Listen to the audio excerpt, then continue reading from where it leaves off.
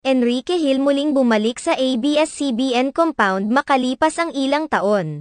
Dumaan sa ABS-CBN compound ang aktor na si Enrique Hill nitong araw kasama ang kanyang manager na si Ranvel Rufino para i-promote ang nalalapit na pagpapalabas sa kanyang comeback movie na I Am Not Big Bird. Kaagad namang pinag-usapan ng mga Liz Ken fan ang ibinahaging larawan ni Enrique Hill sa poster nilang dalawa ni Liza Soberano noong nasa Kapamilya Network pa lamang ang actress. Matatandaan na hindi inalis ng ABS-CBN management ang poster ni na Enrique Hill at Liza Soberano sa hallway ng ABS-CBN compound kahit matagal nang nabuwag ang kanilang love team mula ng talikuran ni Liza Soberano ang nasabing network dahil sa malaking naiambag ng dalawa sa ABS-CBN. Sa kabilang banda, marami naman sa mga Liz Ken fans ang nakampante sa kasalukuyang estado ng relasyon ng dalawa.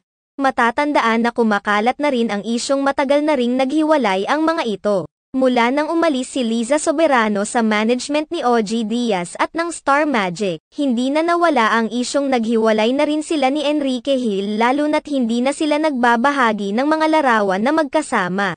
Bukod pa rito, hindi na rin sila namamataan pang magkasama sa mga special events at mga occasions. Subalit dahil sa ibinahaging larawan ni Enrique Hill marami ang naghinalang maayos naman ang kanilang relasyon.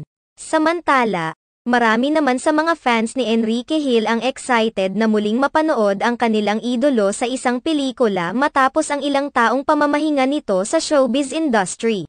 Inaasahan naman na magpo-promote si Enrique Hill sa kanyang pelikula sa ilang mga kapamilya shows kabilang na ang It's Showtime, at ang matagal na naging tahanan ni Enrique Hill na Asap Natin To.